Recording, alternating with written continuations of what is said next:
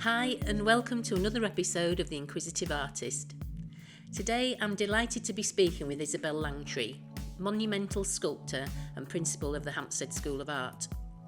We talk about the influence of her upbringing on her life and work, the challenges of working at monumental scale, and her drive and passion for creating opportunities for others in the art world.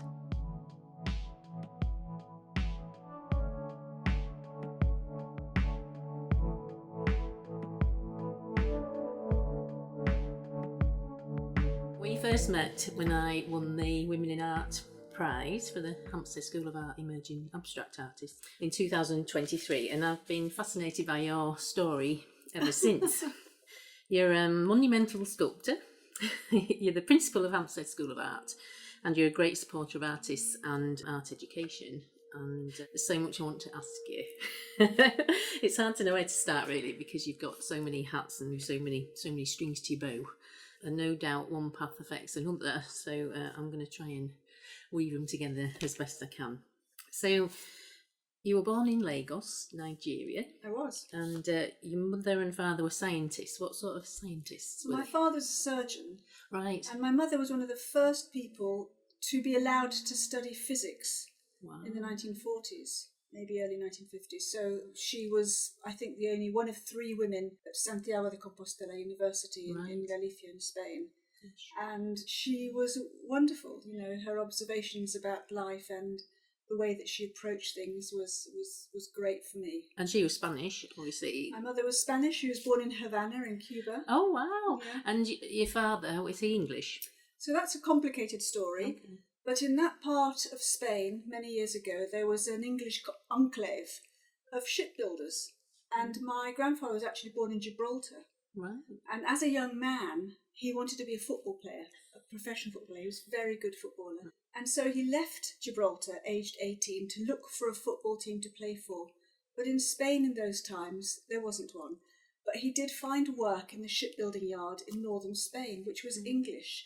And if you're born in Gibraltar, you're naturally a bilingual, Spanish-English bilingual. So he was a British citizen, born in Gibraltar, went to Spain, he retained his British citizenship all his life. He married a Spanish woman, and my father was the result of that union. Oh, right. So was he bilingual already as well? Absolutely. Really? Absolutely. Oh, gosh. And, Yes. and where did they meet then? So it was very odd, actually, to be an English-Spanish bilingual in Spain during the Spanish Civil War. It was very unusual. Anyway, so he went to Santiago University to study medicine, and my mother went to Santiago University to study physics, and they met there. So you moved to the UK as a child. So how old were you when you I think came? I was 7 when we came over from Lagos. Right. Gosh. And where did you settle? We settled in Alderley Edge in Cheshire. Right. Okay. So my father then became the head of medicine for a company which was then called ICI, now called AstraZeneca. So obviously two very different worlds. You mentioned on Claire Hankey's podcast, where the art began, that you didn't quite fit in as a child. Obviously you were bilingual and you found it quite difficult, I think, at school and stuff, did you? I think the staff found it difficult. Yeah, you know, right. the staff thought that I was very strange. You know, it wasn't usual for children in those days to be bilingual, and actually they considered it a handicap. Really? Yes. How could they think that? I mean, it really wasn't, you know, No. because but actually I just learnt to laugh my way through it all. And I probably was the class comic, and I just shrugged it off, really. My brothers had a much harder time with it. When my parents received a report saying this child will never be able to cook English food, they were probably quite What a relieved. strange thing to actually say.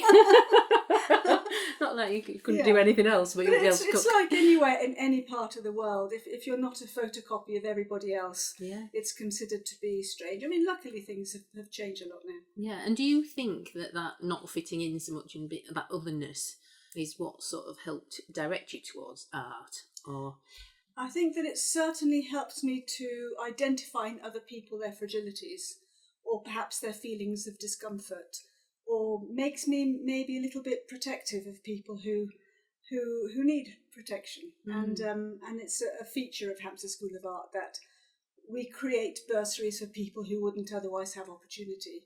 And having opportunity is very, very important. But one has to create opportunity. If you don't come in through the old boys club, then you need to have opportunity created for you, and we do a lot of that. You know, you're very passionate about helping people, and I'm, you know, I feel very privileged to win the prize and have your support. And maybe that comes from your not fitting in and being able to empathise with people. I think so. I think it's not a bad thing in retrospect. I think you develop sensitivities that you may not otherwise have. Yeah. But it does hurt. Yeah. It strangely You've always hurts. had a real strength of character, though, to be able to deal with that. I think I would have just got very depressed. Lindsay, you know, you say you were lucky to be selected. Your work is extremely meritorious, and you deserved every second of that. I don't know. I am a very determined person. Yeah. I won't let things fail, and that might be a character flaw as well as an advantage. You describe yourself on Claire's podcast as a reluctant artist, and I wondered what that meant. Yes, that's a funny thing to say, isn't it? Because I do come across as very buoyant and maybe extrovert, and actually I'm quite shy. But I can put on the show, and I love to work. But in myself, I'm quite private, and in my studio, I feel quite shy of people.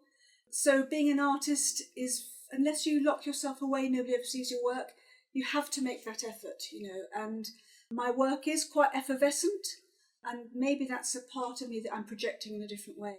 Maybe I should have been a gardener, which I think is quite connected, actually. Yeah, it's all creative. And I do absolutely love dogs. Yes, I've heard that as well. So you love dogs. Would you have liked to have worked with dogs? I don't know. If I ever become a total recluse, I would probably surround myself with dogs and horses. Actually, but you don't sculpt dogs horses or anything like that. I don't. No. Because I believe that sculpture is a language in its own right, and dogs are a different thing, you know. So I am interested in the plasticity of form, and I think that all sculptors have a shape that they naturally gravitate to, and I have these shapes with holes in them that are probably inspired by Barbara Hepworth and pre-Columbian terracottas and African carvings, and I play with that certain shape, and I relate it to the world. Right, so we'll just step back a little bit to your artistic background and how you became an artist. So where did you do your foundation? We lived in Cheshire when I was a teenager, and so I did my foundation at the Mid Cheshire College, which was a wonderful place to be, and it taught me absolutely fundamental skills. I was just saying to one of my tutors today that it's thanks to the foundation course that I was able to get my first job, because my first teaching job was when I was a postgraduate student and had very, very little money. It was a postgraduate degree of 3 years, which no longer exists, sadly, anymore. So I had to earn money, and the first job I managed to get was teaching children how to throw pots.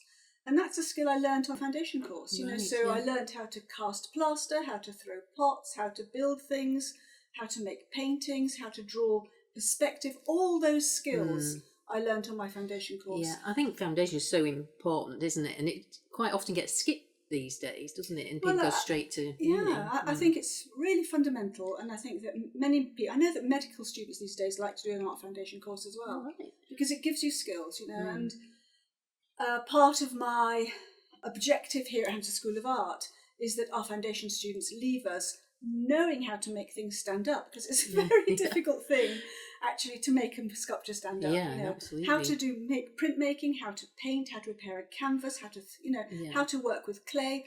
If you know all those skills, you have great confidence. So when you did your foundation, did you specialise in it? Because when I did mine, we did a little bit of everything, and then you had to choose. Yes. So I thought I was a painter, and then my tutors kept pointing out that, you know, why are you building things onto canvas? So I was trying to attach things onto the canvas, I mean pieces of wood. And eventually, one of my tutors said, I think you might like to explore being a sculptor. Right, yeah. And actually it made great sense to me, because what inspired my home life was that. Yeah. So you feel that being brought up in Africa had a big influence on that? Absolutely. You know, so I have some very vivid memories of being in Lagos, and I remember sitting in my pram and seeing this extraordinary, the white light of Lagos, and fruit hanging off the trees, and that was, you know, in retrospect, a very three-dimensional experience. And my parents collected African carvings, nothing precious, things that they loved when they went down to the local markets, things made by local people in that time. And they filled the house with it. It was just, and I love Yoruba carving, and I love bending bronzes. So I grew up with that. And later on, my father would go to Latin America a lot as a doctor, and he would be given pre-Columbian terracottas, and he would bring those home, and they were just, and they are, I have them now, they are just the most beautiful things, and they smell, and they are so tactile and just beautifully voluptuous. And have you always been drawn to more sculpture rather than, say, painting? I do love painting. I do love painting, and of all my painting staff at the school, I absolutely love their work. And these Alan Gauks, which are behind us, and Alan Gauk actually was the head of sculpture, the senior lecturer of sculpture at St Martin's, and his particular eye as a painter when discussing sculpture was absolutely unique. I probably learnt about 50% of what I understand of what a sculpture is from Alan Gauk. Right. And they are actually quite sculptural. They're very, very impasto and very structured. Yeah. So after your foundation, you went to Hull University, didn't did, you, to do your degree? So did you do a degree in sculpture, or was it in fine art or painting? So my father was extremely opposed to me leaving the house. Right, okay. I was going to ask you how, Yes. So other than being a doctor, he couldn't see any other value, and I was not going to be a doctor. Right. Although in retrospect, I could imagine you as a doctor. Exactly. Yeah, I could. Exactly. So he saw something in me I didn't have, but he didn't want me to go and did all kinds of trickery, like I'll buy you a car if you stay at home. I mean, I think my parents saw me as the person who was always going to look after them, actually. Right, okay. So I went as far away as I possibly could, and I literally ran away to Hull, which was a remarkable experience, actually. I loved Hull, and I lived on Hessel Road, where you could see the ships, parked right at the bottom of the road. Yeah. And the Ferrens Art Gallery was wonderful. And yes, it's a very good gallery, isn't it? we had some very, very good visiting lecturers there, Right. including Paul Niagu, and, really fantastic people that come up to Hull. So did you mainly do sculpture there? Is I that did. what you I did. I mean, the first year was very much about drawing. We did quite a bit of painting, but as soon as somebody gave me a piece of wood, that was it. I was very, very happy. Yeah, and then you went on to St Martin's to do. I did a postgraduate degree in pure sculpture. Right. And St Martin's was really the icing on the cake of my education, because I just caught the tail end of Tony Caro and Francisco Gazetua, who's now a patron of Hampstead School of Art, Tim Scott, who has just become a patron of School of Art. These were the people that were teaching me. Catherine Gilly, who's the most fantastic sculptor. We had Philip King, fantastic tutor to work with. So those were the people who worked with us. I mean, they were the best sculptors of their generations, Right. So I was very lucky. Yeah, wow. So I wanted to ask how it came about that you ended up doing monumental sculpture. Yeah. So I think that an awful lot of sculptors would like to work big scale. Right. Because the relationship with the world changes. I can make small pieces like this, which I always see as maquettes. Right. And they're great, they fulfill their purpose, they can take on a certain amount of three-dimensionality, a certain amount of plasticity. But when you're working at perhaps 3 meters, or you're working at architectonic sizes. And my biggest sculpture actually is in China, in Beijing. It's made for the Olympic Park. It's 6 meters by 5 meters, and that really is an architectonic scale. There's something incredibly engaging about it. It's difficult to ignore a sculpture of that size. And as you have already said, part of my drive is people-based.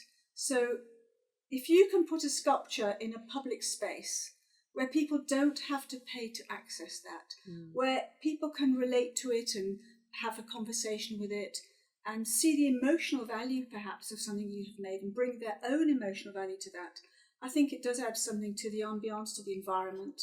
The sculptures that I have in London, the 4 public sculptures in London, I often get emails from people saying that they like to have their lunch by the sculpture, that there's something about it that fills their day or fills them.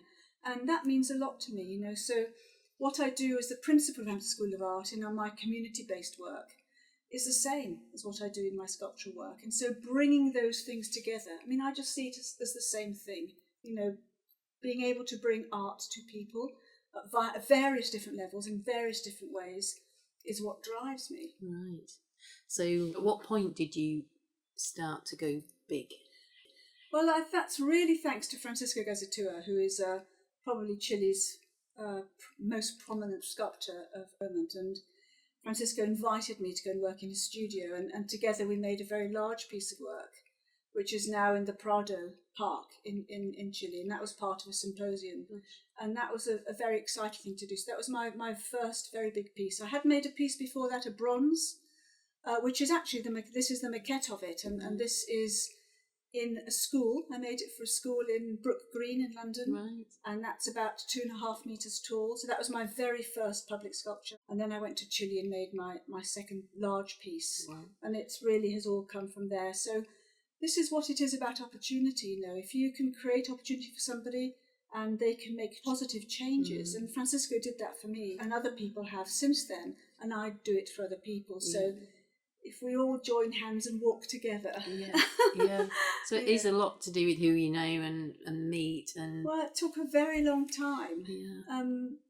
Not who you know in that sense, not in that kind of social exclusivity No. sense, but people just seeing that you're right for a certain role and inviting you to do it.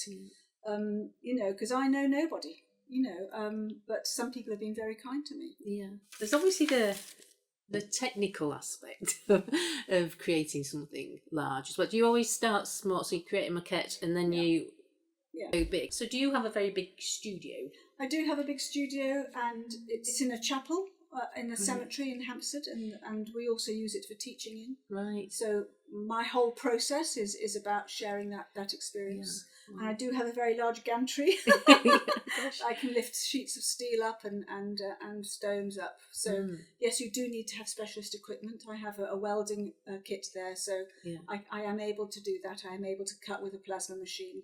And so there is a strong technical side to it, and it's something that you learn, you know, as you make it. I was wanting to ask you about that. So firstly, you've got probably two sort of direct, I don't know if that would be right, you have to correct me if I'm wrong, but you've got your really amorphous organic shapes, and then you have your sort of sheet metal shapes, which I've noticed. So I've got so many questions about all that. So I'm responding to the material. You're responding to the material, but also when do you decide to do something amorphous? When do you decide to do something that's made of sheets? How does that work? Yeah, so that is really about the availability of materials. So if I have some clay, it's going to come out like this. Yeah. It's going to be quite organic, and it's going to be quite rounded, you know, because that's the way that clay speaks to me, I suppose. But steel is a different thing. It's a cold material. It's a material which will stand up on its own almost immediately. You weld two pieces together, and so you can make large work with it.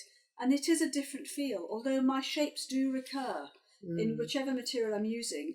My shapes are often very rounded. Do you feel the inspiration is still the same? I think that play with form is still there, and you respond to the material because the material gives you back, you know, certain feelings and certain ability. And so it is about each material has its own shapes in the way that I work.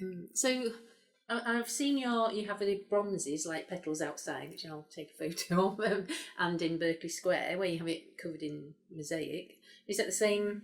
It is the same shape. Shape, yes. But not made in the same way. No, it's not. So many questions. So with the mosaic, is that onto wood, clay? What? Yeah. So the dimensions are exactly the same as the petals I have here. And there's another petals in Mallorca, in the Tramontana Mountains, which is identical. But they're all subtly different because when you make bronze, you will know that the bronze surface reacts to the atmosphere. And so they look very different because the atmosphere in Mallorca is very different to the atmosphere here in North London. And the piece that was in Berkeley Square is covered in mosaic. And I wanted to do that. So the substructure is different. The mosaic is built onto a steel form, an initial steel form, which is then clad in wood and cement and worked over like that. Wow. And I wanted that one to be very, very colourful because it's thank you, because Berkeley Square is a very busy place, and it has this effect on the trees, it's some beautiful historic trees there, and the mottled light there is beautiful. So I wanted to have that element of sort of light changing on the sculpture, because it's part of the tree language there. And actually, I was very surprised at how much the mosaic flickers in the light there. And it really did look, I think you saw it, it really did look beautiful. Yeah, it reminds me a little bit of Nikki St-Phal. Yeah, How do you say? of course. Nikki Nikki St-Phal. So, of course, she's the most famous mosaic artist of our time, probably. So, yes, inevitably. Would there be a slight influence from that, or is it just coincidence? I mean, I think everything probably influences me, but I didn't look at her work particularly, but I can see that there are shapes that are, in retrospect, I think, oh yeah, I understand what she's saying. And did you make that in situ, or do you make it in your studio and then move it there? How does that work? That sculpture comes apart in two places. Right, okay. So, I need my gantry to lift that up, and it got transported from the studio to Berkeley Square. Technically, it's just so overwhelming. Well, really, I love that side, so the physicality of being a sculptor appeals to me enormously. Yeah. Getting stuck in with materials, clambering around ladders. I love that. Yes.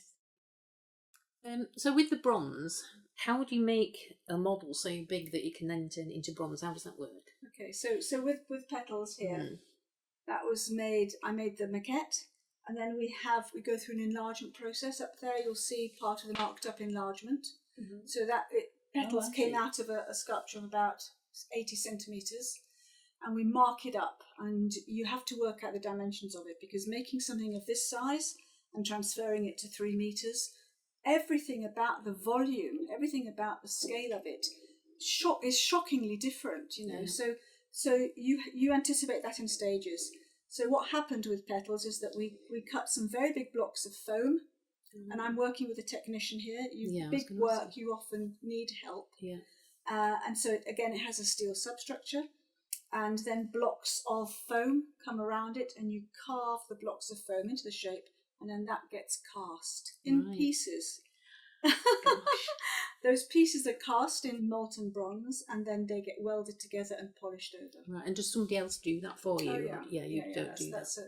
At that scale, you need a whole team of people, doing the bronze casting. So, how do you fund something like that? How does that happen? Does somebody commission you and they pay for all that, or do you have to put a proposal? And how does all that work? That's a tough area. With Berkeley Square, Westminster Council invited me to put a sculpture in Berkeley Square, and asked me for a proposal. So I wrote a proposal. I made drawings and maquettes of that sculpture, which is called Pop, and they loved it. So that's stage one, being accepted to it. And everything I do is through application. Very few times you get invited to do something. The big sculptors do, the famous sculptors do get invited to do things. But mine is all by application. Having had that agreed, I had to look for funding. The council do not give money, which is an interesting point, because people assume when they see public sculpture they don't like, they think, oh, why is the council wasting their money on that, and actually it doesn't work like that. Right. The sculptor generally has to find the funding, and it took me about a year to find sufficient funds to make that sculpture. Right. So various different people gave me money for that sculpture.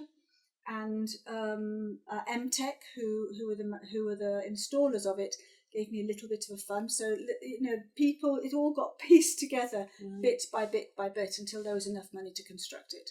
And that's how it works for me, and probably for a lot of other sculptors. So the sculpture you have in Beijing at the Olympic Park, how did that? Was that like a competition? It was a competition. So I sent my pictures of bliss to that open competition launched by the Chinese Cultural Centre, and I was really lucky. I think they had about over 2,000 applicants, and they chose my sculpture, which was wonderful for me.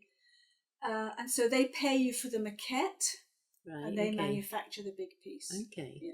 Oh, that's interesting. And have you been out there to see it? Well, I haven't, because it was during COVID. Oh, what a shame. But I have students who go there, and they send me pictures of it. One day I'll go and see it. I was going to ask you, going back a bit to the bronze aspect of things, because foundries seem to be getting less and less. Do you work with a specific foundry? I do. I work with Arch Bronze, who are in Putney, and Chris Nash, who runs that business, is extremely knowledgeable person.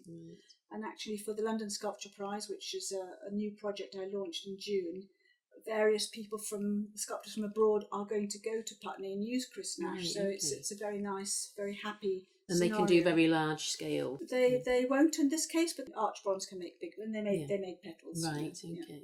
So a little bit about process again, probably going back a little bit, but I wanted to ask you about the patina side of things. So I went to Barbara Hepworth's Garden Museum, and obviously quite amazing place. You know, you have your verdigris, and she paints some of it, and then. But I remember you saying on Claire Hankey's podcast that your one in Menorca, you had the seaside was really treacly looking, and on the forest side it was verdigris or something like that. The other way around. Oh, right, the other way around. Yeah, so the acids coming in from the sea, the salt in the air, has changed that sculpture to quite a verdigris tone in places. Right. So in the little nooks and crannies, you know, where acids can develop and salt can land, then it changes the surface. And do you ever create a surface so that it changes, or is it so you put something on it?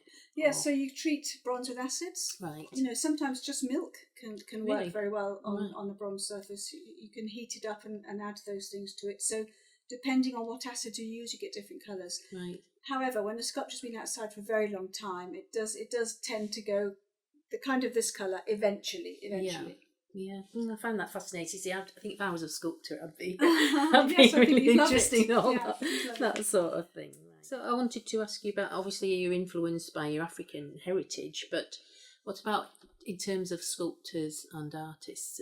Are there any major influences on influence? Absolutely, yeah. So I would have to take you back to prehistoric times, because I love Stonehenge.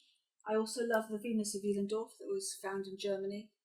I think those are incredibly honest and emotional pieces of work, which I think is great. I love the post-Second World War artists, Ernst Barlach. I love another German actually. Barbara Hepworth, big, you know, very hugely influential on me. Henry Moore, who is the lifelong founder, patron of Hampstead School of Art, is a very important person. But Noguchi, Isamu Noguchi, I mean, wow. Every time I see his work, I wish I could make one. I have tried. I don't know. I don't know his work. He's an American-Japanese sculptor, quite extraordinary. You know, Picasso, undeniably, you know, we wouldn't be here as modern sculptors today, I don't think, without the influence of Picasso. And then we have Tim Scott, Tony Caro. I don't think I could make my steel pieces without having seen and worked with Tony Caro. So these are people who are fundamentally important, and Catherine Gilly as well, who also has work in the Tate Gallery. Right. And in terms of being a sculptor these days, is it a competitive thing? You know, and it's like obviously you have to apply for prizes maybe to get your work made or seen, but are there a lot of sculptors? I visit a lot of artist studios. I visited an artist studio in Berlin recently, and he's a ceramic artist. He was on a residency there, and it is a difficult area. So I see sculptors who haven't exhibited work for years, making fantastic work and lacking opportunities, and this is a very difficult area. You know, I think that we naturally want to show our work because we want to share what we've discovered, and I do think it's about sharing discovery. And that's why I launched the London Sculpture Prize. Right. So the London Sculpture Prize is trying to create an opportunity for all sculptors around the world. And you know, we have sculptors sending work in now who've been selected by our wonderful judges from Australia, from South Korea, from Vietnam, from China, from Canada, it's remarkable. Yeah. So it's really hit a nerve that sculptors want to have the opportunity to exhibit, and we are creating that opportunity to exhibit. Yeah, that's great. I think that's just part of your nature, isn't it, to create opportunities for people. You're a facilitator, aren't you, and a collaborator, and where you see something lacking, you seem to just get in there. I think you have to try and activate areas, you know, and I am able to, so why wouldn't I? Yeah, you know, so I do think that's a role in my job as principal of the school to incorporate and create opportunity for people. I mean, all human beings are creative, they absolutely are. I mean, lots of people say to me, "Oh, I'm not creative," and I think, well, look at the way you're dressed. You absolutely are creative, but it's about finding different ways to express that, or simply, creating the opportunity for people. Yeah. So we've sort of covered your sculptor side. I want you to talk about your teaching and your leadership, that aspect of your life. And I wondered, when you started teaching, you said, was it when you finished your postgraduate I was course? still a postgraduate student, and I needed a job. Yeah. I had been working as a cleaner, right, okay. To fund my postgraduate studies. And was that in London? Yeah. I was cleaning the school at St Martin's. Right, actually, okay. 4:00 in the morning. Yeah. And I thought, I'm very happy to do whatever work is available, but I do like working with people, and I do like working with children a lot. And children are for everybody, aren't they? Children should be universally loved by everybody, always. There's no question. So I found an advert for a job at the London Central YMCA on Tottenham Court Road, and I applied, and I got that job, which was teaching children how to throw on the wheel. And it was the messiest job I've ever had. I can imagine. But I'd just been a cleaner, so that was all right. No, it was great fun. And so I used to run a Saturday art club at London Central YMCA. And, I had queues of children on a Saturday queuing up to work and to work with clay, which I love working with clay. Yeah. So that was my first. So how did it evolve from that to becoming the principal of the Hampstead? So I've had lots of jobs as heads of department in different places. And actually, my next main role after that one was being appointed Whitechapel Art Gallery's first resident community sculptor. And I went to work in a place called the Montefiore Centre, which at that time, Brick Lane was hugely problematic socially. There was an awful lot of deprivation and poverty, and I got this art department going there. And after finishing my residency, I was invited to set up an art department, which I did. I bought the kilns and I got the staff and we got everything going, and then nobody came. Oh, no. Really? So what happened was that 2 Saturdays running, nobody came. We opened the doors, nobody came. But I could see children, I could see adults playing in the park. And so the following Saturday, I bought a football and started kicking it around the field. And I was the nutter, the nutter woman, kicking a ball around the field on her own. And eventually, these young men who are watching me said, "What are you doing, miss?" And I said, "Well, join me, I'm playing football." So they joined me. And after about 20 minutes, I said, "Would you like to make a drawing?" And they said yes. So we went into the art department, and we filled up very quickly, except that girls weren't coming. And so I would say to the boys, "Have you got sisters? Have you got mothers? Have you got..." They'd go, "Yeah." And I'd say, "Where are they?" And they'd say, "Well, they're at home." And I said, "Well, how can we get them here?" And they said, "Oh, they're not allowed out. They can't come out." And I said, "What would it take?" And they said, "Well, you have to come and talk to our dads." And so I would go onto the estate, and I would talk to all the fathers, and I made an arrangement that I would come in Saturday morning, pick all the girls up in a crocodile and walk them to the art centre. And when we finished, I would walk them all home. And that's how that art department was built. Wow. And it became a big art department, the Montefiore Centre. We did all kinds of community projects, and it grew and grew. And then I became head of department somewhere else. So I needed more work, and so then I came back to North London, actually worked in a college here. Then I went back to Hammersmith, and then I was an external examiner for many years for Surrey University. So I would travel around the country doing external examination for GCSE and A-level. So that was very much an academic post, and that prepared me very, very well, actually, for all the rigours of administrative work. Yeah. And then I was at Hammersmith College as a team leader there, and grew and grew and grew that department. And in 2011, I was invited to apply for this job, which I've been doing since then. Right, but you've moved sites, haven't you? You were telling me how you were quite instrumental in getting this place built. I don't know if you wanted to talk about that a little bit. Yes. So what I found when I accepted the role as the principal of Hampstead School of Art was that the building was in a state of, it was a charming old arts and crafts building, a house. It had been a private house. It was charming, absolutely falling apart, and it didn't belong to the school. We were out of the lease. It belonged to King's College London, who were the landlords, and they wanted us to get out. And so I spent the next few years negotiating with owners of land to give me a piece of land. And Camden Council were very helpful. They backed me. They didn't give me any money, but they backed my applications. And eventually I secured this piece of land and we built.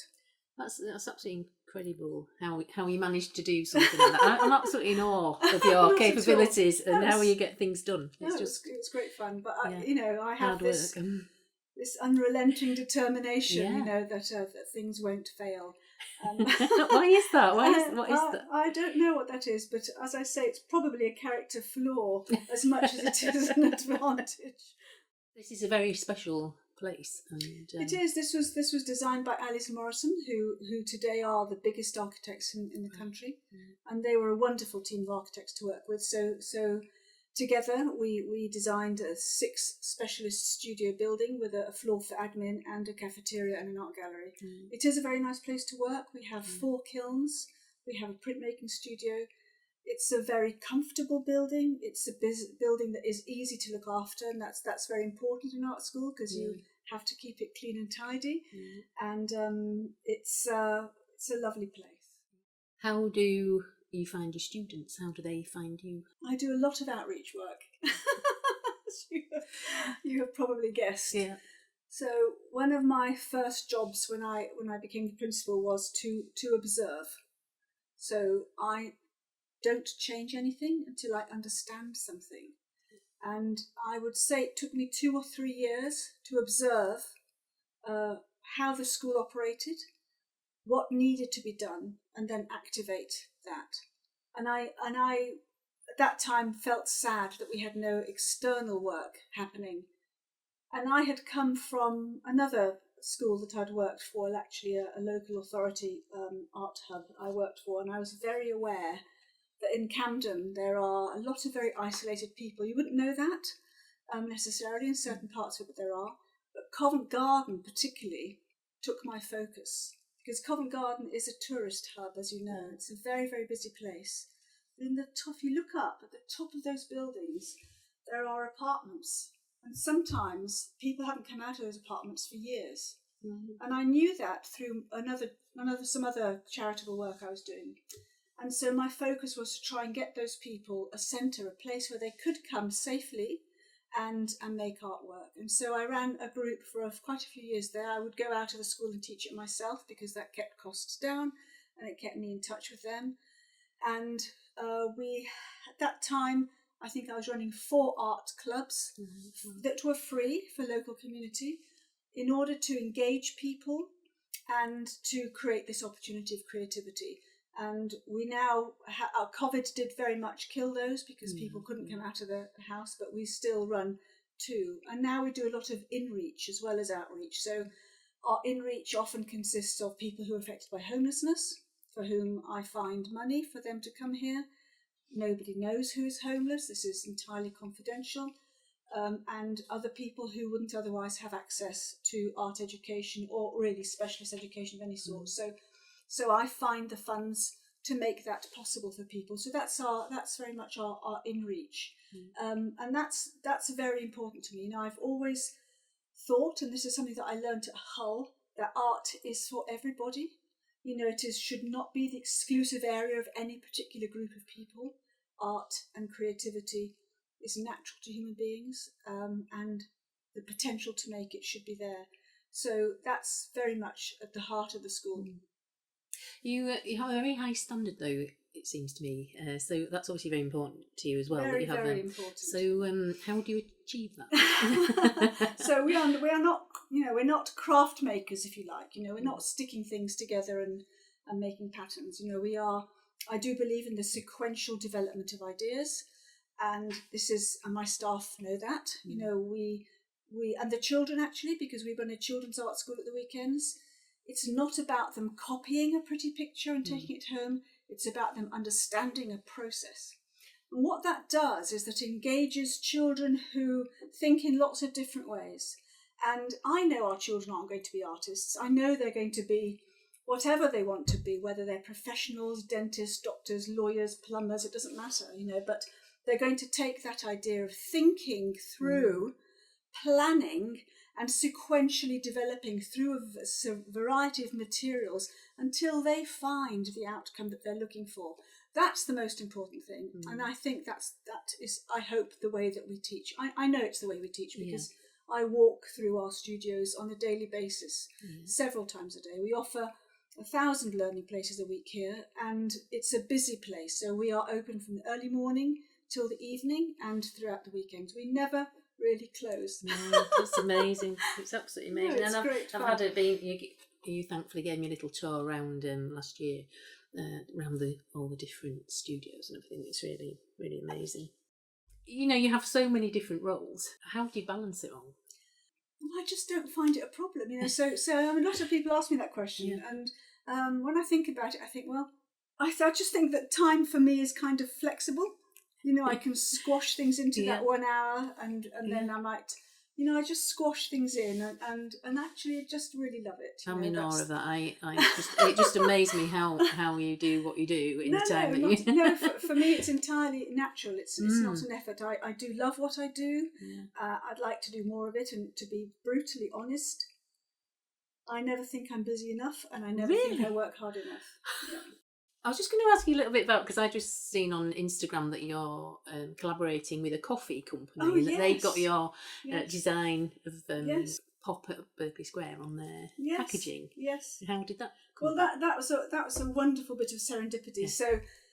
So I'm always looking for collaboration, as you know. And one day I just had a conversation with somebody here at the school who is a very inspiring woman, and she said to me, "I'm setting up a company to support artists." And I said, "Whoa, I'm in. Tell me more. Tell me more." She said, "Well, we have this idea that we're going to make coffee. We're going to package, and this is all people doing voluntary work. Right, okay. This is really wonderful." Right, okay. And so I said, "Well, look, would you like to see what I've got? And I will volunteer to give you my work and get it going." So I suppose I'm the first guinea pig. Yeah. And we all got on terribly well.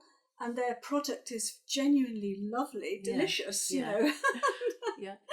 And so they put Pop, the Berkeley Square sculpture, on their packaging, and apparently it's the most popular coffee that they're selling at the moment. Right. So we'll see where that goes. What was the name of the company again? It's called Inno Drinks, and it is absolutely delicious. So the idea of it is that it's drip coffee, and you can take it anywhere as long as you've got some hot water in a thermos flask. Yeah. You open up your drip coffee, you put your hot water in it, and you can drink your coffee anywhere. So it's a really lovely idea, because I've often been in a place where I thought, I could just murder a coffee. Yeah. And these little, just like a bag drinks, that you can take within your back. It's perfect, So it is a marriage made in heaven. They want to support artists. I want to help them support artists, and together in the future there'll be lots of other artists that come through. How do they support artists through that? I understand their long-term idea is to actually give artists money. For the profit that they make, they'll give them money. Wow. That will, I'm sure, take them quite a few years, because their setup costs will have been quite high, I think. Yeah. But I'm very happy to be the first guinea pig, and for them to try and experiment with it and see how far they can go with it with my work. So I met you through the Women in Art Prize. You were a judge on there, and you generously had the Hampstead School of Art Emerging Abstract Painting Prize, which I won. And you're obviously a judge on quite a few. You've got Gemini Prize. I'm not sure. I do a lot of judging. I do probably about five judging stints a year, and that very much comes out of my experience in the examination. So I do have criteria when I'm judging. So I was trained like that to be an examiner. So when you are an examiner for universities, every year you have to take an exam in examination, and if you don't pass, you don't get the work as examiner. So I have quite strict criteria, because I think that art should be of a high standard, and although there is a very powerful subjective element here, there are also criteria which, obviously your work hit every one of my criteria. And what are they? What are those criteria? So I've examined, from textiles. I've done a lot of textile examining, photography. I've done, the whole gamut. When you're an examiner, you do everything. So I think that pictorial sense an understanding of colour, and in certain integrity in the work. I think that it's very important to understand pictorial space. So those things are fundamental when you're examining something, and that composition has to pull together. It has to make sense, and it has to create a certain personal feeling. So that personal response to me is very important. So if I see anything that looks like, Gauguin's flowers or something, I'm not interested. I'm interested in the personal voice. And so that's very important to me, that you get a sense of that person coming through the work. And then, of course, there is an aesthetic objective as well, and that is where the subjective element comes in. But that sequence is very important. So I employ that criteria to every section of examining that I do, and judging in this case. I do 5. There's always a voluntary post. And I do five a year. So I do the Medical Art Society. I do lots of different areas. And in the past, I've done a lot of going around schools and judging children's competitions there, which is really important to do as well. Yeah, that's very generous of you. I know you have the Medical Society exhibition here, don't you, as well? That was just before I had mine. And So the Medical Art Society is all about people who are involved in some form of medicine. They don't have to be doctors. They could be dentists or nurses, and the subscription is very, very, very small. It's practically free. So you just can belong to the Medical Art Society, submit work once a year. And we pull prizes in because I think that artists need rewarding, and preferably in money, because it costs money to make art. Yes, it does. It really does. Yes, yeah.